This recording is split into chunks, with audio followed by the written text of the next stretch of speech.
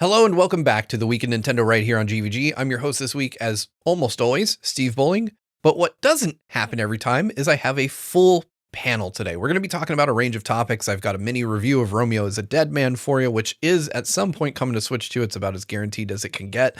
We're going to be talking about our experiences with Mario Tennis Fever. And finally, we're going to be giving our predictions for Pokemon Day. We've got a huge discussion here planned for you, and I'm joined by my two very good friends, Brandon Miracle and Daniel Alba. Let's start with Brandon. How you doing? It's been a while. I am a PNG. I'm good. How are you? I am doing okay. It's been another week. We had John on last week. So fortunately this time I'm not recording at the crack of dawn, because we're all in similar time zones. So it's like evening-ish or afternoon-ish around here. Speaking of folks in the same time zone, how you doing, Daniel? Hello. It's so good to see you not at 6 or 7 a.m. I'm awake now. It's very nice. Hi, how y'all doing? I'm doing okay. I've been slowly recovering from working on a video for far too long, and I'm ready to do something that isn't an hour and a half. Yeah, you put out a mammoth retrospective recently, and more people should watch that. It's very well done, very good. Comes from the heart. A feature presentation. Feature length. Feature length. Yeah, that's something that I've wanted to do for a while now. I've done multiple GameCube retrospective, like look backs and whatnot, but that's an actual retrospective, and it went from me just playing and dabbling with Path of Radiance and just getting some of the footage that I needed to, like, why don't I just do the whole playthrough? Why don't I just do an entire look? And that ended up being a lot longer than I anticipated, but it's probably my proudest video on the channel. So I hope it gets the attention, hopefully, from my fellow Fire Emblem fans. Yeah, I mean, I'm not the world's biggest Fire Emblem fan. Like, I'm kind of a newbie to the series, having come on, in the DS era with Awakening, or 3DS era with Awakening. But I found out a lot from this video, and I really want to go back and play the older games now. Like, this was inspirational for me. Like, hearing somebody talk about something they love in such detail is really nice, and it kind of helps people understand like why you might, develop such an affection for a particular entry in a series. At least that's what I got from it. And so I'm really excited to eventually find time to play Fire Emblem on NSO, because I've still got like Persona 5 and a bunch of other games to play. I have a lot of games to chat about with you guys. Yeah, I got to talk about you with Persona. I got to talk about Brandon when he gets to Path of Radiance. It's an exciting time for me. Yeah, I'm currently banned from watching the video until I beat Path of Radiance. That's true. Well, I'm not gonna make any such promises. I've already watched it. I thought it was great, and it just makes me want to play the game now. So yeah, go watch Daniel's video. But I want to ask you guys, outside of obviously Fire Emblem, what have you been playing, Daniel? What have you been up to? Oh man, I mean, we're gonna get to it soon enough, but I've been playing Mario Tennis. That's the main one we'll talk about later. But the other thing I finally got time to jump into was the Tales of Phantasia cross fan translation put out by Life Bottle Productions. This is something where the Tales fans have had a very divisive time with, because the only official English release version of Tales of Phantasia is on the GBA, and a lot of people will say that's probably the worst version to play. And I agree. I played all the other versions at this point, English translated and all, like the Super Famicom one. But there wasn't like a definitive version. Cross Edition is on the PSP, and so it has a lot of quality of life and just presentation improvements that I didn't realize were available on that. Like, it has voice acting for the little sprite based game. I love that. And yeah, it's fully translated. I think there's still a bit of it from like PSP exclusive content that isn't translated, but for the most part, it's like been very faithfully translated by that team, who also released Tales of Rebirth last year. So yeah, I've just been very much diving into that and having a great time with it. Are you going to play Tales of Arise again on Switch 2 when that comes out? You know what? If we get a code to review it, I'm gonna just review every single Tales game that releases again out there. It's so funny that I was just flabbergasted when I saw it on there, and the fact that it wasn't announced as like part of the remastered collection, because it can't really be. But then we have Tales of Berseria, which is remastered, but again, it can't really be. It's already readily available. So I don't know. It's just funny to see where the series is at, and the fact that the fans themselves will celebrate the series better than the actual company at this point. It feels like that's just becoming true for a number of things. Like It's not uncommon. yeah, I was gonna say it's John true. was talking about the Rayman collection and how bad the music is in that, and I guess there's like a better fan version of one of those games out there as well. It's so funny about that one in particular too, because like I was on the eShop hovering over the Rayman collection, and I was like, "This is great. I want to get this." And then I don't know, it was like a little whisper came to me and said, "Don't do it." And I didn't. Bad. And then like an hour later, John starts talking about how they botched the music, and I was like, I knew it. I knew I couldn't trust it. Felt something wrong. Glad I didn't buy it. That's a shame too, because I almost bought that one just for the prototype that's included. Like I love unreleased prototypes, and so I really wanted to see that, but I guess I'll just wait for that to come about another way. But Brandon, what have you been up to? It's been a while since you've been on the show. What have you been playing lately? Besides Mario Tennis, which I think we've all been playing. Oh yeah, well we'll certainly get to that. But as usual, I am juggling video games because I play them like you eat candy. Just grab handfuls and just shove them in my mouth. So I've been playing a couple different things. I played through the Monster Hunter Stories 3 trial, which is the first few hours of the game, and save data transfers to the full game. I played it on Switch 2 for about half an hour, and then said, I'm going to play this on my PlayStation instead. It unfortunately, like, it targets 30 FPS. It's not super stable. And really, I was just looking for that 60 FPS mark, which I get on PS5 Pro. In fact, I'm playing in quality mode at 60 frames per second on PS5 Pro. I was going to say, that's one of those things. The PS5 Pro gets a lot of shade, and I understand why in most cases, but it kind of really deserves nice it. to have 60 FPS quality mode in a lot of games. Like, that is really cool. And that's something that I think, because I've had a PS5 Pro for so long now, I don't really think about often enough, is that, these games on a base PS5 are going to run worse. But that's a shame to hear about Monster Hunter Stories on Switch. Like, I feel, especially because, we've previewed RE9. I played it in New York a few weeks ago, and that runs at 60 FPS. And I understand that Monster Hunter Stories world is likely a lot bigger. Like, there's a lot more going on in moment-to-moment gameplay than there is in confined spaces, at least like what's in the RE9 demo that I played. But still, a game that looks as good as Requiem and runs 60 FPS kind of gives you hope for other things. And it's kind of sad to hear that you're not even getting 30 in Stories 3 on Switch 2. Yeah, it's 30 like most of the time, but like when you're in the big castle town, it's just like every time you move the camera, that frame rate just flickers up and down. And it's not something I really wanted to deal with, especially considering how pretty the game is. Like, I want to bask in that. So ultimately, I decided PlayStation's going to be where I play it. But that makes me sad because, Stories 1, that was a 3DS exclusive back when it first came out, and Stories to me is kind of a Nintendo thing, so it's a little weird for me to be playing it on PlayStation, but I'm just glad I have somewhere to play it where it runs. And correct me if I'm wrong, but Stories has a pretty active battle system. Like, there is timing involved in the fights in that. Am I right about that, or am I wrong about that? So the previous games had like little QTEs that would occasionally happen. I think they've been all removed in Stories 3. It is strictly a turn-based battle system. Okay. See, then 30 FPS, if it were consistent, I'd be fine with. In a turn-based system, it's not going to affect your gameplay, but an inconsistent frame rate to me is a grave sin. Like I don't mind if it's 30, but it needs to be a locked 30. I think one of the more frustrating things about it is like when you open the map on the Switch 2 version, it shoots up to 60 frames per second. And sometimes like during battles, you'll have the ability to do like a synchro attack where all 4 of your party members attack at once.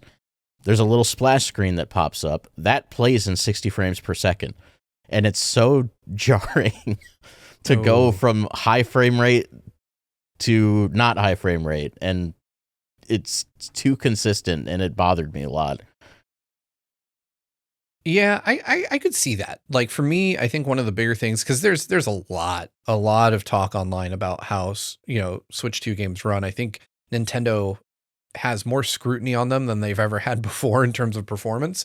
But man, I'm with you. I don't like stuff like that. Like if you're gonna run the game at 30 FPS, it should be 30 FPS everywhere. Seeing moments be 60 and then drop down just feels weird. Like it's not a good feeling. And then just, similarly, like games like Hitman, where at launch the game ran above 30 FPS, but was horrifically inconsistent. It's a better game now that they've locked it down to 30. Like, because it feels better to just be at 30 all the time than be, 30, 35, 40, 31, 29, all over the place. Mm-hmm. But, despite my frustrations with the Switch 2 version, God, am I having a good time. There's been some really meaningful updates to the gameplay. Like when you find eggs, before you would find a bunch of monsters, find a bunch of eggs, hatch them, and then fuse them together to kind of pour their genes into one like super monster that you kind of focus on leveling up. But here you can also release monsters into the wild to rebuild or restore their habitats. So like I found a Rathian egg in the story, and Rathians are like in danger of being extinct. So you release one into the wild and suddenly the population starts to grow. And now I have the opportunity to get stronger Rathians because there's more available to me. And I was like, dang, this is really cool. I feel like picking up every egg I see now. So I'm really enjoying that. The story feels a lot more adult. The demo ends on a cliffhanger with like a really excellent like animated cutscene with like high tension. And then it shoots to black at like the critical moment and says to be continued. And I was like, damn it, you got me. You got me right there. That's brutal. I love it, but it's brutal. It was brutal. So I'm looking forward to playing the full game. Outside of that, I'm also playing the first Paranormasight. Because the sequel got announced in that Nintendo Direct. It comes out in just a few days. And I had only heard of Paranormasight like a week before that Direct. So I was like, oh, another one. It was on sale on Switch for $5, so I picked it up. And wow, this game's so cool. It is a visual novel by Square Enix. It's very horror-centric. There's a lot of death, extreme like tension and drama. And the way the game interacts with you as the player versus what's actually going on, like you are a bystander. You're watching the events play out through a television screen in context in the game. And you have the ability to influence what the characters do. And there's one puzzle moment that I won't spoil, but the solution kind of broke my brain. I figured it out in the moment, and I was like, there's no way this is going to work. And then I tried it. And it worked. And from that moment, I was like, I need to see this to the end because that was incredible. I also looked it up on how long to beat. It's like 10 hours. And I'm like, that's great. $5 game, 10 hours, visual novel. That I feel like a lot of visual novels tend to go really long. So it was nice to pick up one that's not like a massive commitment. I really highly suggest you play it. It's super cool. I'll definitely have to try that. I feel like there's so many games coming out.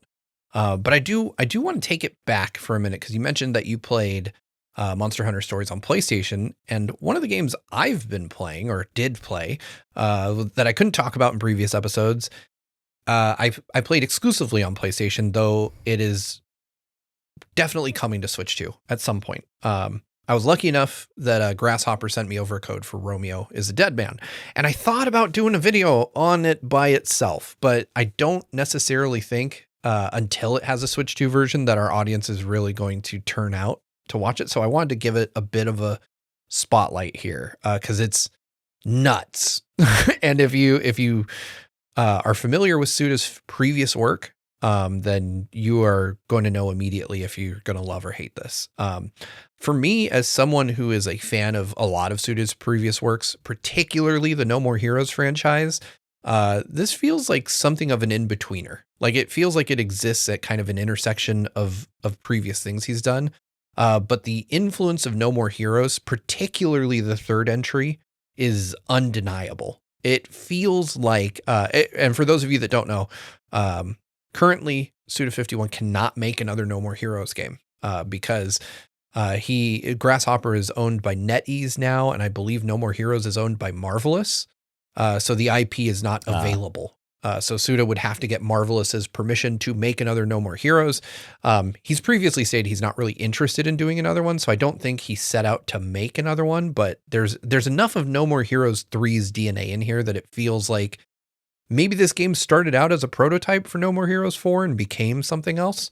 So you play as a guy named Romeo Stargazer, a very Suda name.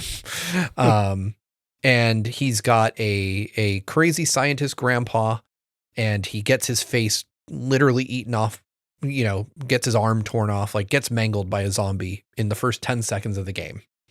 His grandpa straps this crazy looking helmet onto his head, gives him a cybernetic arm, and tells him he is now a dead man, like a somebody who's not living but not dead, and gives, of course, in typical Suda fashion, he gains fantastic powers through this. He's now traveling through space-time trying to find his Juliet, and along the way he is finding alternate versions of her and slaughtering them. It is a story that makes absolutely no sense, but its gameplay harkens back to like early 2000s zombie beat 'em up type games, like original Dead Rising, stuff like that, where you're just facing hordes of zombies and hacking and slashing your way through levels, trying to find bosses. It feels very much like a game from the early PS3 and 360 era, and I mean that like in a complimentary way. It is loads of fun. Story's absolutely off the wall insane, but it feels a bit not cohesive in parts. Like there are a little too many disparate elements at play in the game. Like your main action elements are all 3D polygonal experiences, but then everything in between is 2D sprite art that doesn't necessarily feel like it belongs with the rest of it. Your upgrade systems, there's a space travel mechanic. Like it feels like a lot of prototypes that were shoved together to make a game and tied together very loosely to make it fit. But if you're a fan of Suda and you really like what he does, you're probably really going to like this as well. I had a fun time playing it, but it is the exact definition of like a 7.5 kind of game. Like it's good, but it doesn't quite reach the level of greatness. And I think that if you play it, you'll find something to like about it. If his style is up your street, then this is going to be more of the same. But the characters and the writing don't quite reach the heights of some of his other works. So good game, not great. I definitely recommend it if you're looking for something to fill a gap like in your gaming library. And there's a 99.9% chance it's coming to Switch 2 because he said so himself like 3 times. So hopefully it comes to the platform. But I don't know if I believe him. He needs to say it 4 more times. Yeah, he literally held a Grasshopper Direct and said that they are working on a Switch 2 port or exploring a Switch 2 port. And if you know Suda, he's put everything on Nintendo platforms. No More Heroes started on a Nintendo platform on the Wii. Right. So I think it's a matter of time, but I think it's going to be a longer matter of time than we think. So you're probably getting a review of a Switch 2 game that's going to come out in 2027. I've seen like the gamut of reviews on this game, like ranging from as low as like a 3 or a 4 up to like an 8. And I'm like, oh, this is an all-timer. This game is going to be a cult classic. Oh, absolutely. Like, I think that it is just weird enough that when you play it, like you'll be like, wow, this is going to stick with me. Like there are things about this game that I won't forget for a long time. I also didn't put a review video out for it because it is incredibly gory. And like, you know, there's no way that I would be able to work around a lot of the viscera that appears in this game. You would have to do what the Nintendo Direct did to RE9. Yeah, exactly. I'm just going to have to really, like, we did a Mortal Kombat review once, and I just went full bore on the violence and age gated the video, and it did nothing. Like that video disappeared so fast. So like it's probably our worst performing video ever, like in the history of the channel. So I struggle with that, but I think that, like you said, Brandon, this is one of those ones that people are going to have strong opinions about one way or the other. I think it's a perfectly fine, serviceable game with a story that has so many insane moments that if you get to them, they will never leave your mind. There's so much about this game that sounds like it's just a repeat of No More Heroes, essentially, the very first one. Like I too got that game on the Wii just to kind of fill out a space in the library back in the day. It wasn't even something that I normally would play, but I still wanted to get into it and just like was just really interested by what I'd seen about it. And just the use of the Wii remote as well, because that's the like very first version that I had ever played of it. And yeah, it's like the same thing. It's very bloody, very gory. It's a wacky story, and it doesn't make any sense.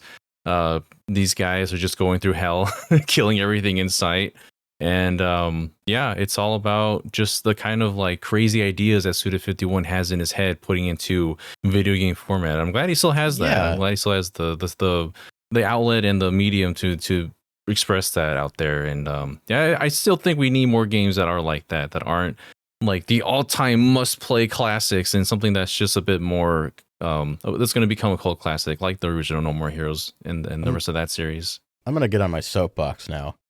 I am so tired of like consumer critical culture of the last decade, where if something is mid, it's not worth your time. Like the sentiment that's true, and I hate that so much. And I'm like, I have played 6 out of 10 games that I absolutely love, and I love them because they're bad in some ways. Like this is art. This is how art works. You gotta perceive the art.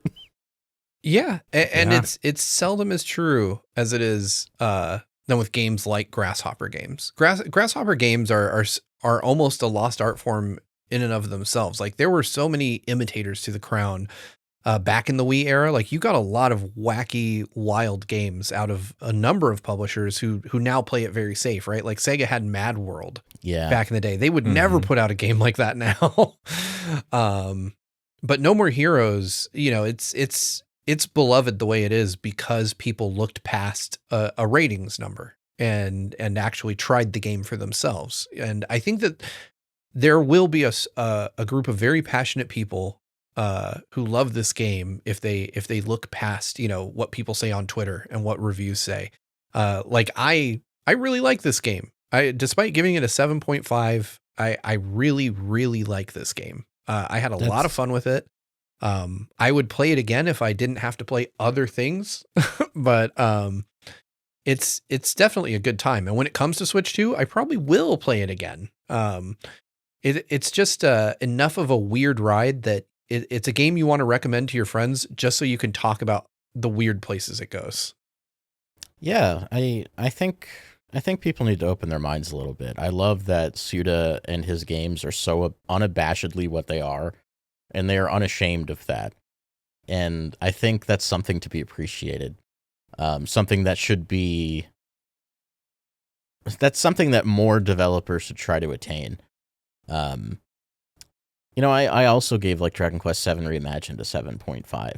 And so many people take that to mean like, oh, he hated that game. And I'm like, I said explicitly with my mouth in the review that I enjoyed playing Dragon Quest VII Reimagined. But they don't look past the number. There's so many people that will look at a review score right away and they'll be like, if it's not a 8.5 or 9 or higher, then it's just not worth playing, right? And it's like, no, that's not what it means at all. It's not what I said. Yeah, exactly. 7.5 is perfectly very much a game in which if you like the reviewer and what they're saying about it, and you kind of align a lot with what they're saying and what they find interesting and what they find in games, then that's totally worth at least checking out.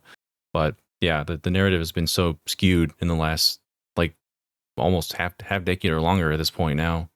Yeah, specifically, and I mean, people seem to forget this, on a 10-point scale, a 7.5 is 75%, which is like a C+ or a B-. Like that. It's passing. If you got that on a test, you wouldn't just throw it in the trash. Bringing me back to my late high school days. Yes. And look where I am now. Talking about video games as a PNG on the internet. But I do, as much as I want to talk about Romeo as a Dead Man, it is currently a PlayStation game, and this is a Nintendo podcast, and we've all been playing the biggest Nintendo release of the month, the week, maybe the year, depending on how you look at things, which is Mario Tennis Fever. And I previewed this one again at a recent event in New York a few weeks back, but now we all have the final game. And so I've already shared my thoughts on it. Daniel, I'm going to throw to you. How have you been finding Fever so far? Oh man. So I've played Mario Tennis since the on N64, and that was a game that I delve into very much. I spent a lot of time with that. I played it a lot with my dad, actually. He was a Yoshi and Baby Mario main back in the day. And I still have fond memories of that. And playing Fever now, oh man, it's kind of, it gives me feelings of the original in that sort of sense. But of course, obviously we're having like new mechanics added on. The Fever mechanic is something that really changes it up and adjusts how you approach every match now. I was wondering how they were going to adjust and like, I guess, evolve from having the moves and strikes you had in Aces. And I think this is actually a pretty good way to approach it, in which when you release your special, when you release whatever your racket ability is, it's not always just, just one serving and the other receives it. It's actually becomes a back and forth in most cases. In a lot of the ways, there's some that, is only beneficial to you, but there's a lot in which, it can benefit you or also harm you depending on how the volley goes. So there's always a round in which someone releases their ability, and the volley will just be a sudden like fight to the death over not letting the bomb drop in your court, basically. And some of the rallies that go really long, they're so tense, especially in like a doubles match where you're not really sure if you're even going to be able to make it or if your partner's going to be able to make it. There's a tension in these matches that I've not experienced in a Mario Tennis game in a very long time. And I've just been having a blast with it, both just doing tournaments, those special event matches that we have on there as well, like for the tower, and also just online as well. I think what surprised me the most about this game is how meaningful the rackets are to the actual gameplay. Like, it would be easy to look at all the available rackets and be like, oh, that's just a gimmick. But then you get into matches and start experimenting with the different rackets that are available. And then, like Daniel said, you get into those intense rallies trying to prevent an ability from ending up on your side of the field. It matters. It will literally, like, it will call the game if you're not careful. And I really like that. I feel like a lot of times we get these sports games that have, like, some gimmick feature that doesn't really feel like it makes that much of a difference to the outcome of the game. Like, there's a previous Mario Tennis game I can point to, Ultra Smash. Does becoming giant really make that much of a difference to the gameplay? I don't think so. But here, like, these rackets, they determine the outcome of the match, and I'm glad that they committed to the bit. Because I'm enjoying that kind of competitive, but also kind of zany angle. It finds a nice middle ground between the two. Yeah, I'm so glad to hear you guys saying this, because this was kind of my takeaway from the preview event, was that the Fever rackets are easily like the best addition to Mario Tennis in a while, because they add a layer of complexity and strategy to the match, and they also add a higher sense of stakes, because like Daniel said, when you've got a Fever shot in play, you can reflect that back at your opponents, like hit them with their own Fever shot, but just on the same, they have the chance to do the same to you, to reflect their own shot again, and it becomes really heated over who's going to end up saddled with mud or lightning or fire bars or any number of effects on the court that could dramatically impede your ability to score. And that was something that I really liked about it, because one, it's a very easy concept to understand, even if you're not a big, Mario sports game person. Like, ball bad, get away from ball. While simultaneously having to juggle the idea that a good opponent could just smack the ball into you and hit you with it. So there's a lot of things to juggle there, and it kind of communicates. I think, over the years, with Mario Tennis Aces, people were like, it's a fighting game. Fever feels even more like a fighting game than Aces does. Like, every match feels like you're out for blood there. Like, it's very very competitive, very tense, and it does so with a very low skill bar. Like, you can get into those tense moments without having to be super good at the game, because I know I'm not very good, but I still have these fun, really tense exchanges with other players when I hop online. I mentioned this in our group chat, but like, Logan and I played through the doubles cups, and the final match of our Star Cup, like, we were fighting for our damn lives. Like, they were, it was against Wario and Waluigi. Wario had a thwomp racket. Waluigi had the one that makes you invisible, which is really scary. Oh God, that one's terrible. And they were taking games on us. Like, we were afraid to hit the ball back when Waluigi was invisible, because we don't know where the hell he is. The thwomp sometimes, like, hits the ball for you, so, like, it'll get knocked back on your side. I had one time where I jumped in the air to do a fever shot, and it culled the thwomp from the camera, because that's exactly where I jumped up. So I jumped in the air, I hit the ball, and I was inside the thwomp at the time. So when I hit the ball, it went backwards into our own side of the court, and we lost the point. Oh, no. We had to watch the replay to figure out what happened. That's the kind of crazy situational stuff that just happens in these matches now. Like, the same thing when I was doing the final match for the Star Cup in doubles, it was against a Bowser and Bowser Jr., and they had like the little volcano that erupts when you land it, and the other one had the fire bar. So it's like, whenever they have anything in play with the fever, it's so like intense, because you hear like the whistling sound of a firecracker falling every time someone hits a racket, and it's literally just a bomb ready to go off, and everyone's like juggling like a hot potato trying to make sure that it doesn't land in our courts, and you're like lobbying, just trying to go back and forth. Positioning is so important in this one in particular, I feel like, because there's so much more. Like, when you reach the fundamentals, there are a lot of mechanics that work differently than in other Mario Tennis games. Like, everything from when you are charging up. In other Mario Tennis games, you'll like slowly gravitate towards where the ball actually is. But in this one, you just stand still. You have to like actually commit to where you are when you're charging, compared to other games. Or like how I think this is in other games too. But after a volley for like, I think 20 rallies back and forth, your characters will start to slow down. And they get actually like physically tired, and so you have to like be more careful of your positioning the longer a rally goes. I think it continues to decrease every 10 rallies after that, and it's so like a lot more technical than people will give it credit for, honestly. Yeah, it's a fight for controlling territory, really. Like, when you drop a fire bar or a mud pit on the other side of the court, like, you can start aiming the ball into those places to force your opponents to go into danger. Like, one strategy we had was like the mud racket. You put the mud on their side of the field, either the left or right side of the court, and then one of us charges the net, and then we drop shot the ball into that direction. And it's such an easy way to get a point, because the ball slows down because of the mud, but also you're using a drop shot, so it's already slow. And then they get slow when they run into the mud. And I'm like, all of these things are interplaying in such an interesting way. Yeah, not to mention, when you have something like mud on your side of the court, you have to make the conscious decision. Are you going to stand in it, assuming they're going to shoot there, so that you're already there if it goes? And if you stand there, you're going to take damage. Away from it? Yeah, there's so much to balance that it's kind of crazy, but like in a very good way. The chaos of the whole thing is what makes it so enjoyable. There's even like interplay between some of the fever types. like there's synergy for some of them, or anti-synergy in some cases. Like there's I forget the name of the racket.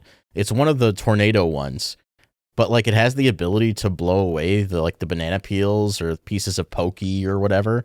And I'm like, they interact with each other in addition to the court and the other players.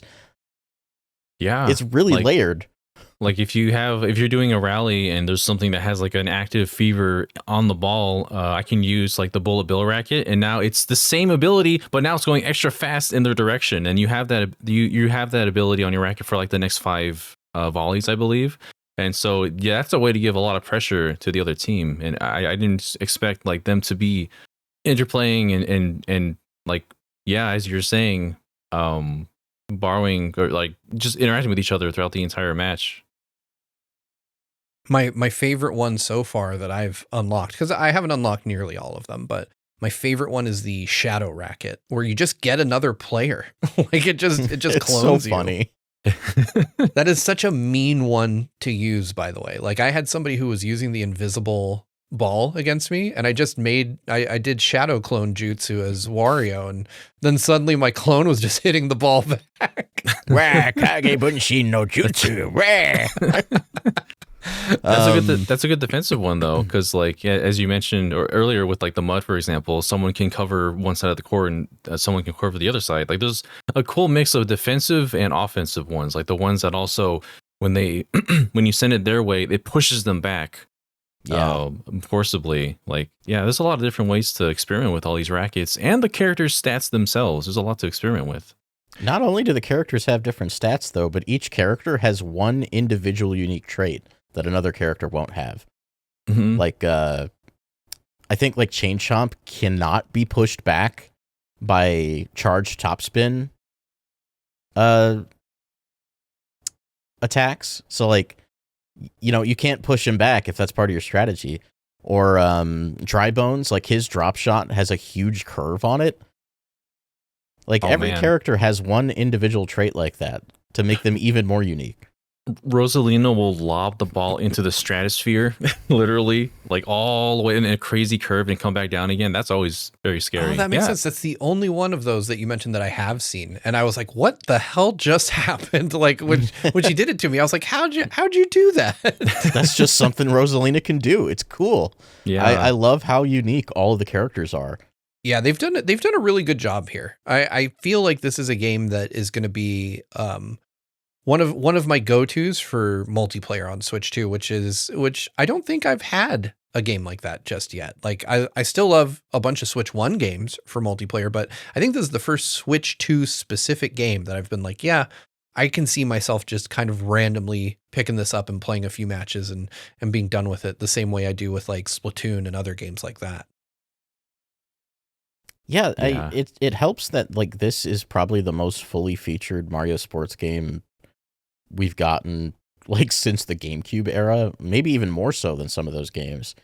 There's so much content in Mario Tennis Fever, from the variety of courts that are available. A lot of those courts having their own unique match types that you can play on them, like the Waluigi pinball one, where you can create guardrails on your side of the court if you drop the ball in enough of the holes on the other side of the court.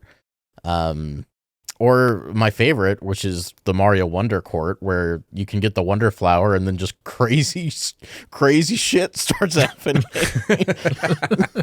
Yeah, I played one match like that at the preview event. I haven't tried it in the final game, but it was nuts. Like elephants were everywhere, and you had to smack elephants out of the air to get Wonder Seeds, I think. It was nuts. Like, and basically if you didn't hit them back, like you were getting hurt. Like, I think I got knocked out twice in the match that I played. Oh my goodness, those have been the craziest matches I've had thus far. The Waluigi pinball one was hilarious. Like the when you land the ball in like the proper spot and the thing just pops up and you're just bouncing back and forth between a bunch of bumpers and you're just spinning like crazy and still managing to hit the ball. By the way, it's really funny when you get the full the full like pinball effect and it like raises the bumpers and it has the little flippers on the bottom. I had a really bad experience with that one because I was doing a doubles match and I was knocked out with my HP had me knocked out. So I was behind, the court. But when the rails activated, they went up, I couldn't get back to the court because there's a wall in the way now. So I had to go around. I was like, how do I get around it? And then we lost the point by the time I actually was in play to grab a ball again. That was really unexpected, but it was just funny at that point. Yeah, I think this game is going to be great for like social media clips. Just kind of the silly stuff that can happen. And it'll have legs because it's just legitimately fun to compete. Yeah. Yeah, time will tell, but I'm very optimistic about this one. I feel like I'm having more fun with this than I did with Aces already. I think the multiplayer is a lot more fun. I think the balance of the game is a lot more a lot more interesting, and I think the Fever Rackets are quite possibly the best addition to a Mario Tennis game just ever. I love them. I think that they add so much to the gameplay. But you mentioned something that perked my ears up. You said social media clips. And you know what's going to generate a lot of social media clips in the next few days is Pokemon Day. There's a lot of rumor going around about what to expect from this particular Pokemon Day. In particular, a huge rumor about Fire Red and Leaf Green coming back as individual purchases on Nintendo Switch Online. So I thought that, on the eShop, not on NSO. That's the whole point of them being individual purchases, isn't it? But I thought that we should take the opportunity to talk about our hopes and expectations for what Pokemon could be announcing at Pokemon Day this year. I think all three of us here have been fairly excited for Gen 10. And that I feel like this is the time. Do you guys agree with me? Is now the time that we finally take the wraps off of Gen 10 for Pokemon? It would be weird if it wasn't. Yeah. For 30th anniversary, Gen 10, that would be strange if we didn't get anything announced on their big 30th anniversary, because I think they're going to celebrate it pretty hard, hopefully. I mean, Pokemon put an ad in the Super Bowl.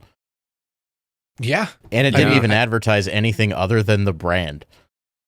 I was going to say Pokemon is if maybe I'm not remembering correctly, but I think they might be the biggest IP on Earth, like the largest IP just period in existence right now.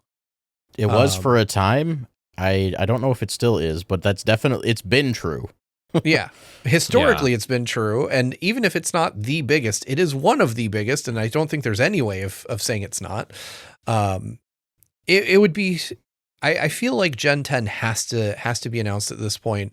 Here's my big question for both of you. And for the record, for those of you who may come out to correct me in the comments, I have not followed like GigaLeak, TerraLeak, any of that stuff. I don't know. I know Gen 10 was in them, but that's all I know. Do you guys think that Gen 10 skips Switch 1? I would be shocked if it did, I think. Just there's so many Switch 1s out there, and I feel like they might want to get their bag one last time before jumping ship totally over to Switch 2. That said, I mean, there will be a Switch 2 version, no doubt in my mind about that. Yeah.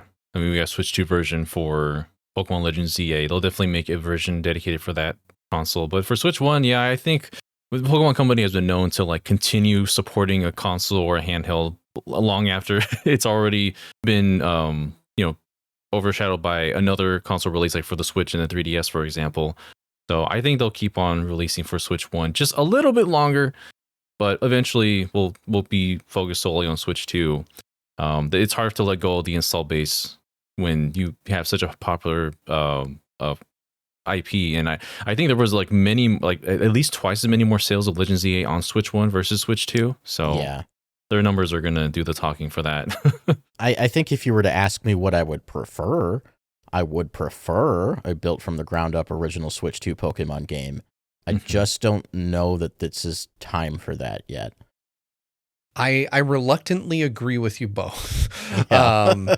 Because Yeah. I desperately want a from the ground up Switch 2 Pokemon game. I want something that does not consider the previous generation of hardware, especially given how old the Switch 1 is. We're talking about, more than a decade old hardware, and we've already seen, thanks to Legends ZA, just how far the Switch 1 hardware has to hold development back, right? Like Yeah. Those flat buildings, like people don't like those. No PNGs. Yeah, exactly. We have our favorite PNG here. He's with us. Oh, yeah. Thanks. He's the only flat PNG I'm a fan of. Wait, John's not here. Huh? I said John's not here. Is John a PNG? I don't know. Sometimes. Sometimes he could be. But realistically, I desperately want to see, Game Freak untethered from the Switch One. I want to see something built from the ground up, but I agree with both of you. Like the lead time for development on Gen 10 has to have been significant. We're only, less than a year into the life of the Switch 2, which means that a lot of these titles have probably been in development since before the Switch 2 was available from a hardware perspective for developers to work on. So I am certain that like Pokemon Company and Game Freak would have had the earliest possible access to hardware, like compared to various third parties. Right. I agree with you, but and it's not to say that development couldn't have started on Switch 1 and then migrated to Switch 2. DK Bonanza did that. But I also agree with you guys that when you talk about, well, we can sell to the 13 to 14 million Switch 2 owners in the world, or the 155 plus million Switch 1 plus the 15 million Switch 2 owners, like, the smart money is on making it available for that huge install base. It just makes business sense. Yeah. Yeah. Right. It makes me cry, but it does make business sense. Like I just want to see Snorlax in 4K. Like give me 4K Snorlax. I also want to clarify that I have also not willingly looked at any leaks or anything. The only stuff I've seen is stuff that has been forcibly shoved in my face. Yeah. Mm-hmm. So I know the names have been revealed. I can't remember them. Yeah, I had that shoved in my face as well as some character models. However, I don't really have any idea what the game is outside of that. But I think it's worth noting that like their traditional release cycle for Pokemon has been broken. Like Gen 10 should have released last year if we were basing this on the traditional calendar cycle for generation releases. And correct me if I'm wrong, but I feel like they addressed their development thing or their development timing when Scarlet and Violet got so much scrutiny under its very unpolished release date. I believe they did, and they said that they were going to adjust their schedule to allow for, further QA and time. I could be, this is all stuff that I didn't write notes down for this, so I'm trying to remember it kind of just off the top of my head. But I believe you're correct that there was, in response to the backlash, that they basically said, they're going to, going forward, ensure they have more time to work on these games. Yeah, they've also had the Legends series to kind of be a bit of a cushion between these new games as well. So like we've had our big Pokemon release last year, which is not even, it's mainline, but it's just approached differently, and people will argue if it's Legends series is mainline or not. I think it is. But yeah, we've had that, but not a new generation in quite a while now, comparatively since before other generations. So looking at it now, I do think that, especially with Gen 10, this is a very like a big milestone for the company. You would think that they would want to take a little more care into this one and hopefully develop something that's going to be complete when it releases. I have a lot of confidence because they've broken the cycle and we saw the outcome of Legends EA. Granted, the previous Legends was also, in my opinion, a marked step up from the traditional Pokemon games. But I really do feel like they have ironed some of those kinks out, allowed for more development time, and I think Gen 10 is going to really benefit from that. So whatever it is, I mean, we're going to find out 13 days as of recording this. Yeah, very soon. I think it's going to be good. I even question if it comes out this year. I think it gets revealed this year. But they announced Legends, a year and a half, almost 2 years before it came out? ZA? That's a good point. I mean, and I will say this, if it comes out any later than this year. And to be fair, I think if it comes out this year, it comes out like at the end of the year, like November, December. Yeah. If it comes out any later than this year, however, I do think there's a very real possibility that Nintendo pressures Game Freak and the Pokemon Company to release it exclusively on Switch 2. I think once you get into 2027, and particularly if it's like late 2027, Nintendo may say, hey, we don't want Switch 1 games coming out, from us that late. We want to move everyone over to the Switch 2. And frankly, I mean, from the opposite side of things, if you're Nintendo, you see a huge opportunity with Pokemon to get people to buy the Switch 2. To drive sales, yeah. Yeah. If you say, hey, we're doing a Gen 10 holiday bundle with the Switch 2 with the new exclusive Pokemon game that's only on this new hardware, you get a lot of parents to buy that. Like that's an easy slam dunk for a lot of kids, especially, and this is like full on, admittedly, tinfoil hat ass territory, especially if there's a Switch 2 Lite on the market by then. Yeah. Like if Nintendo's like, hey, we knocked $100 off, no dock, handheld only, and you can get Pokemon Gen 10 with it. Good God, man. Like you'll do very well. I imagine they also, for marketing's sake, would want to make the 30th anniversary like in that year as well. Like, yeah, I would imagine so anyways.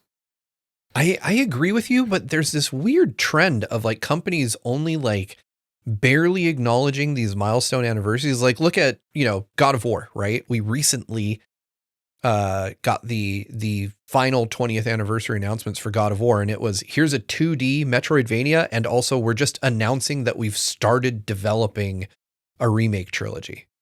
Like that feels like you should have had that at least a trailer to show. And Nintendo's been guilty of it too. Like we're in Zelda's 40th year, and who knows what we're getting. Mario's 40th kind of went by without much. Yeah. So I do wonder, like, I think the issue is maybe just like a lack of foresight. Like they don't necessarily, or they think they're going to meet goals for certain things, and then it has to slip because game dev is super hard. And then they're like, oh crap. Like the big thing we wanted to release in time for this anniversary didn't happen because a million other things happened. So while I think that it probably was, and maybe is the plan to release these in the 30th year, they may say, well, we could release it the same way Scarlet and Violet released, or we could take more time. And I sincerely hope that if that's the option, that they take more time. But I agree that they're probably angling to get it out the door during the 30th anniversary. Definitely feels like a studio by studio kind of thing. Like what do the studios prioritize having out there? And Pokemon Company, like it has a logo for the 30th anniversary. Hopefully that means something more official than just being for the sake of marketing this year. But yeah, I guess we'll see when if that is announced on Pokemon Day. Like we'll see do we see footage of it? Is it just going to be an announcement or a cute little pre-rendered animation that has the starters revealed or something? Like I guess we'll get an idea of it depending on how much they are ready to show, if that's their focus on the next Pokemon Day. Yeah, and it's worth noting that Game Freak has been working on Pokopia. Because, and I saw a lot of people in my preview saying like, that's Koei Tecmo. And while that is true, Nintendo in everything they sent us made sure to tell us like this game is co-developed by Game Freak and Koei Tecmo. What level of involvement? I don't know, but do I think that's pulling people from Gen 10? Probably not, but they are juggling Pokopia and, the development of Gen 10 at the same time. There's some level of involvement from Game Freak with that. And that's coming out in a few weeks from the recording of this episode? They juggle a lot. It's also juggling every of their dozen mobile games they have as well that we're going to get announcements for. And their AAA action game that I don't remember the name of. It is always weird when I see Game Freak working on something that's not Pokemon. Historically, their non-Pokemon activities have not been received very well, but I am very interested in this AAA game they're working on. Going back to like the Switch 1, Switch 2 conversation, I think as far as marketing is concerned, I think they're going to do exactly what they did with Legends EA and announce the Switch 2 version. And then every time they talk about the game, they just talk about the Switch 2 edition. I could see that. It was very interesting for me, as somebody who had multiple different opportunities to play the game pre-release, that we just never saw the Switch 1 version, like ever. And, everyone I talked to, every single person at every single preview event was like, man, that Switch 1 version must be capital R rough. And it was fine. Like it wasn't that bad. I would go as far as to say it's good. Yeah, it was just funny because there was definitely this prevailing notion among people who were invited to play the games early that the Switch 1 version must have just been bad and that they were hiding it and hoping no one would notice. And then it comes out and it's not bad at all. Like they should have shown it. People would have liked to see it, but I do think Nintendo very much wants to move on from the Switch 1 and wants people to focus on the new hardware, which makes sense. That's what they want to sell you. They did the same thing with Metroid Prime 4. Metroid Prime 4, Legends ZA, as soon as the Switch 2 editions were revealed, they were the only versions we ever saw on screen. Yeah, and I hate to say it, but it works so well because I've not played any of the Switch 1 versions of these games. I've not even looked at them. I mean, it's like, it reminds me of Breath of the Wild. Like, I have to be reminded that game came out on Wii U. Yeah, there's something particularly nasty about selling the Switch DLC shirt on the Wii U version of that game. It feels like mean-spirited. So like, by the way, yeah, they're like, in case you want to know where you should have played this game, you cheapskate. You can take the Switch farther than your toilet. The Wii U gamepad can only go to your toilet. That's not true. I remember there's like a famous image out there, and I still find it funny to this day of then Kotaku editor-in-chief Stephen Totillo playing the Wii U in an airport. Like he just had the Wii U in a backpack and had it plugged in. Roger would do that. He would bring it on his flights, plug it in to the in-flight power, and then just play on his gamepad.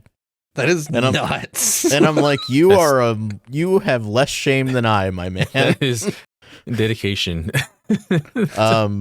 To comment on the other stuff outside of Gen 10, I think we've all predicted old ports of Pokemon games every Pokemon Day for like the last 8 years. Yes. And I'm tired of it.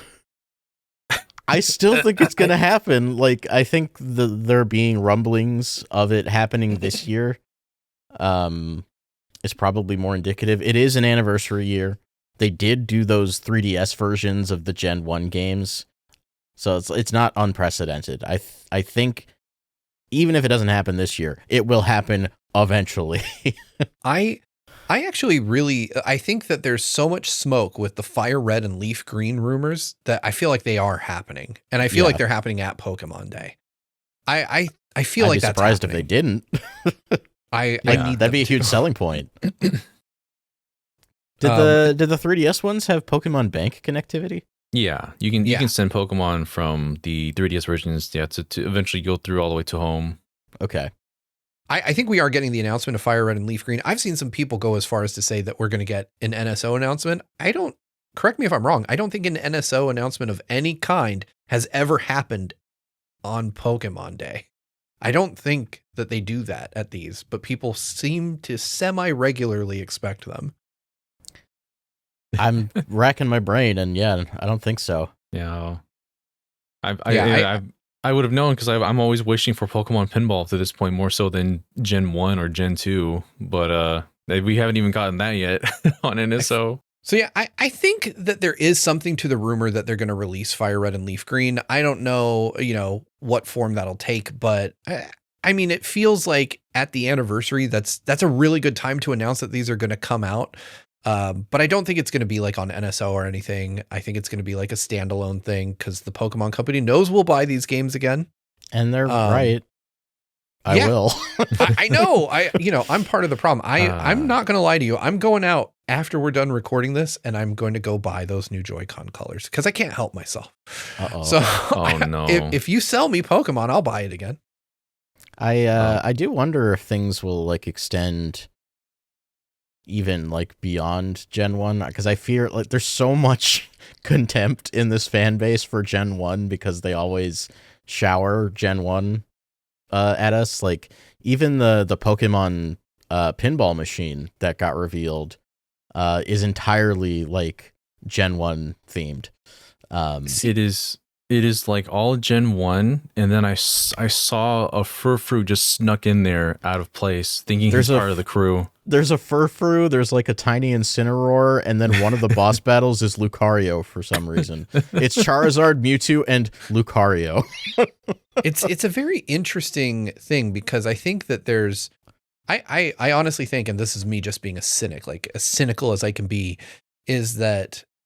You know, I'm part of the generation that was like at prime Pokemon selling age in Gen 1, right? Yeah. And now I'm a man, like a middle-aged man, which hurts me to say. But like currently people my age are the ones with the most disposable income, Yeah. Unfortunately. We've just been in the workforce way too long. And so I think they target my age group with a lot of these things because there's a good chance a lot of us are working soulless 9-to-5s and we need something to escape that reality with. And so they're like, here's a very expensive pinball machine, boomer. Like you can buy this. You can buy this and it has all your favorites that you remember. I think that Pokemon is for everyone, for the record. But I think that they target Gen 1 because my age group is nostalgic and we're all working terrible jobs that we hate. So I think that they go, hey, cash out some of that 401k, buddy. You don't need a house, but you do need this. Like I found out you do need Sandshrew. Sandshrew. I do. But there's like a 10k Pokemon watch that someone had. Like I've been lucky enough that Pokemon Company invited me to a couple of previews, and I found someone who was just like flashing like a $10,000 Pokemon watch, and they're like, it's cool, but it's not the coolest version. I was like, I don't want to talk to you. I don't know who owns that watch, but I hate that person now. Yeah. And they got it for free. Like it was given to them. I super hate that person now. Yeah, this person knew that I really liked Pokemon, so they gave me this. I was like, I want you to go home. I don't know where your home is, but I want you to go there and never show me that again. I'm upset with you. like listen, I have been part of Pokemon for a very long time. I played Yellow. Yellow was my first version of Pokemon that I've ever played, and I love Gen 2 as well. The 3DS version was the first time I ever played Crystal. I never played Crystal version until that, so that was like my own little history lesson for that game. But when I hear people saying that they want to play like the original Game Boy versions again, I'm just like, no. I could go not playing that game anymore. I think this is for the people that really are just nostalgic for it, because if I were to play that game again, it's just for like the historical lesson of it, because playing that after having all the other quality of life stuff we have now was introduced with the Switch version of games, even that's stuff that I can't go back to. Like all your items are on one list. Pokemon takes the battles themselves take a very long time to just do. There's just a lot of fumbling with the quality of life in that, like transferring Pokemon via PC it takes forever because you have to put one in, withdraw. I don't know. It's just a lot more cumbersome these days. And I'm just like, even Fire Red and Leaf Green did a lot more to like modernize that sort of stuff. I'd probably be fine playing those games, but it makes me like, I'm scared for like Gen 2, because the only way I could have a version that I would like is Heart Gold and Soul Silver. And I don't know if they'll do DS and NSO at some point or anything, but like that's the versions I prefer, and probably my favorite Pokemon games ever, honestly. A lot of the DS ones like Black and White. But are you telling me that you don't want to play the Surfing Pikachu mini game from Pokemon Yellow again? I've never played the Surfing Pikachu mini game because I wasn't that cool to have all the features to do that back then. So that would be the first time I ever play it if it does come out. I haven't either, actually. I don't know. Me neither. I will say this though. Like I came up playing the original Red and Blue. Red was mine. My best friend at the time had Blue, and we spent, that was probably the first time I ever played a game like in tandem with a friend.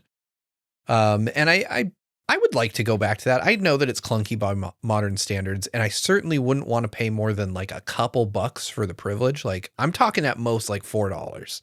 I really don't think that if you just release like Gen 1 OG Game Boy Pokemon Red Blue, or Game Boy Color Pokemon Yellow, I really don't want to pay more than $4 at most for those. I do think those games would come with some enhancements, though.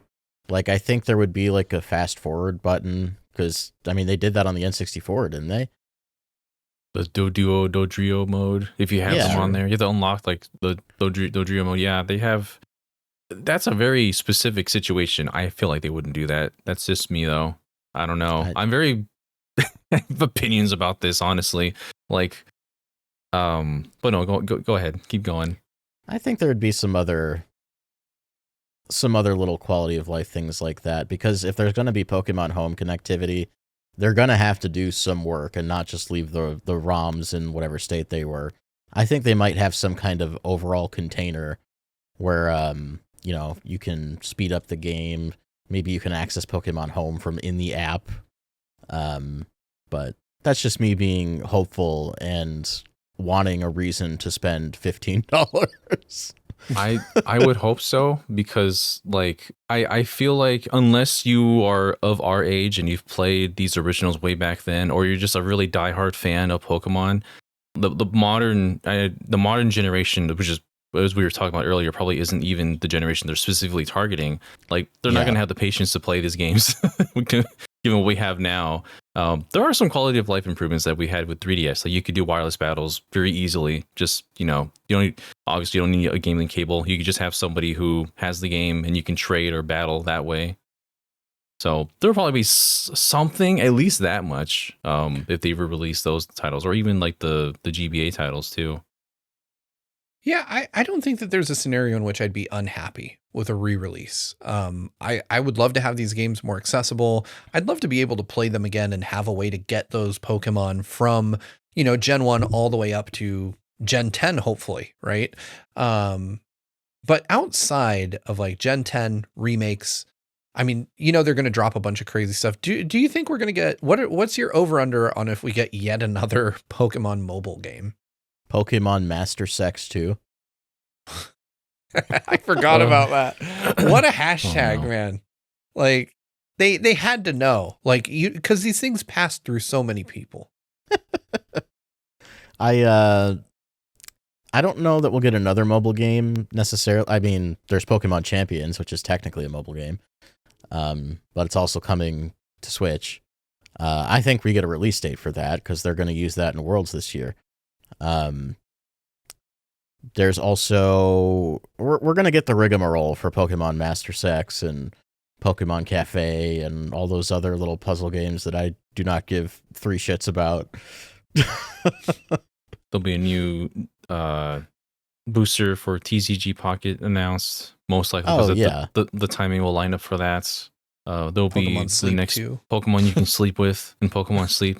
The next Pokemon Unite character will get revealed. I do think I know we talked about NSO earlier, but I do think there's a chance they might give us dates or just release Pokemon Coliseum or XD on GameCube NSO, because we know those are coming. Yeah, that's true. I do wonder if Pokemon Coliseum will have, or I'm sorry, I'm thinking Stadium. But I do wonder if we'll ever get any of those games that have like Game Boy Transfer Pack capability, and if that'll somehow work between NSO apps. Like, I don't think it will. I think we'd end up losing that. Yeah, there's not really anything I can think of that already does that as of now that can connect that way. There's some NSO games that kind of can communicate with each other via just NSO that are completely separate titles, but there's nothing like, a standalone with the NSO game like that for Stadium, I imagine. Yeah. I feel like they'd make you download some weirdo in-between app that just does the connectivity because they didn't plan for it ahead of time. Yeah, like it reads the save file and then pushes data into the save file from the other game or something crazy like that. It's possible. And if anyone's going to do it, it'd be the Pokemon company. But yeah, it'd be some weird, annoying way to have to do it. But I guess I don't know what else to...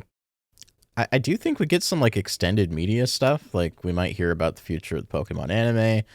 We haven't had a movie from Pokemon in years. I was gonna say we should have some kind of animated movie. It's been a long time. This is a shockingly long time. We used to have one like almost every year for the longest time.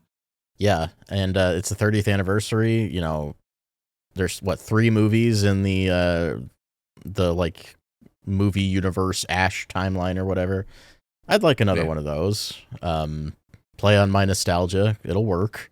I know who I am. Are you hoping for any specific like merch? I wonder. Like I struggle because I don't own a lot of Pokemon merch. I don't buy a lot of Pokemon merch. But you know, given a huge anniversary like the 30th, I think there are opportunities there that they could do that I would be happy to see. I don't think we're getting a ton by way of games if Gen 10's coming. I think it'd be really funny if, and I mean this, I think it'd be really funny if instead of dropping those Pokemon re-releases on Switch, they released like a Game Boy Advance piece of plastic that just has the Pokemon game on it, and you have to buy each one for each version. Oh, that sounds like something Pokemon would do.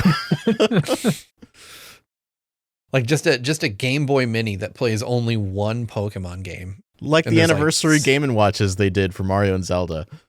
I actually really liked those, but they were only $30. I don't know that we get away with that for a Pokemon for a Pokemon item. I could see them releasing a bespoke piece of hardware that's like $100 and I would hate it and I would buy it. And you have to buy a link cable. Make this as bad as possible, huh? As expensive as possible. I think that would be cool though, in addition to just having them released on Switch, because then they could service people who don't have Nintendo hardware that are still Pokemon fans, you know?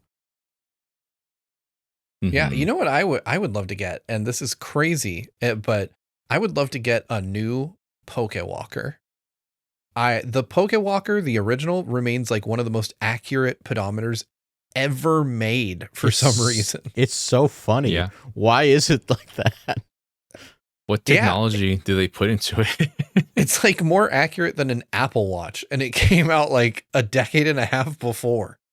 I don't know what magic they put in that little Pokeball shaped pedometer, but I want another one because trying to find one is insane these days. Like, they're insanely expensive. And I just kind of want one, man. Just re-release it. Do it. Got mine somewhere. It's still in good condition. Yeah, getting it like in box with Heart Gold and Soul Silver is like crazy expensive. Yep. It's insane now. Like it's not worth it. I have always wondered this though, and I'm sure someone has answered this question. Is it the same as the Wii Fit pedometer? Like, are those just the same thing with different skins on? They do look awfully similar, don't they? They do. It's got that same technology crammed in there. I need someone to take both of them apart and report back. If you have both, don't do it. Your Pokewalker's worth a ton of money now. Don't do that. And certainly don't blame me if you do. This is a silly one to ask for, but I imagine if we get the announcement for Gen 10 and then they're like, here's an amiibo for all the starters that's going to release as well. They've not done specific Pokemon amiibo like ever, except for Smash Brothers and Detective Pikachu for whatever reason. That's a really good call.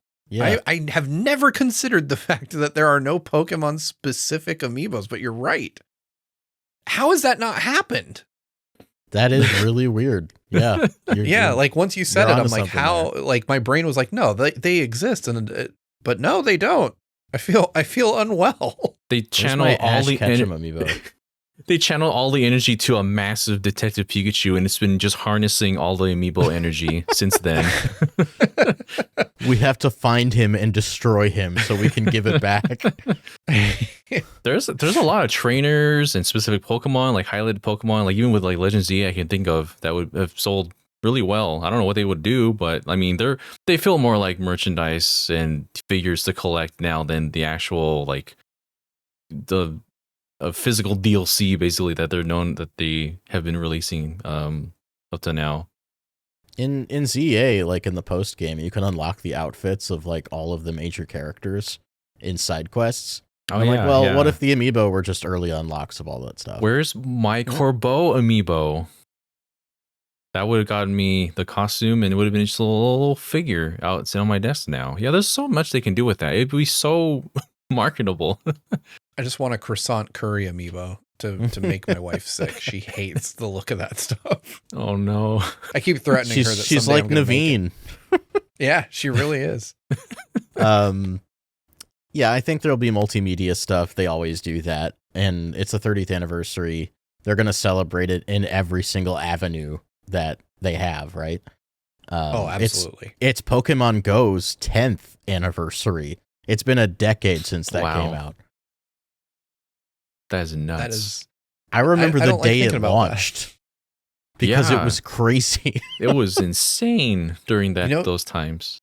You're right. I think about this. This is a weird memory to have, but like I was very excited to play Pokemon Go. And then like within a couple days of it coming out, my youngest daughter was being born. And so I was just in the hospital. And I was like, I guess I'm not walking anywhere today. and that was it. I closed it and then I didn't open it for years. But yeah, I can always tie back like because my daughter is turning 10. So, that makes me feel ancient. I don't love that. But yeah, that is, they've got to do something for that because Pokemon Go is still going pretty strong. Like they still do like new events and they just introduced Mega Evolution, I believe, to tie into the Legends ZA release. Like, because I have a Mega Charizard in Pokemon Go that I got at the event. Yeah. So yeah. I bet they would announce a big update for that. I think they've already acknowledged that it's the 10th anniversary of Pokemon Go. I don't think they have announced any bespoke events or anything yet, but we're going to hear about them. Yeah, that's true. So do you guys have any other predictions for this? I think we've got like games, multimedia, even a little bit of merch covered. Although now that Daniel said it, I can't get the idea of a Pokemon amiibo out of my mind. Pokemon and me. Where are they? Last crazy, it's not even a crazy prediction. I think Hey You Pikachu will come to NSO and be exclusive to Switch 2 because it has a microphone. The microphone.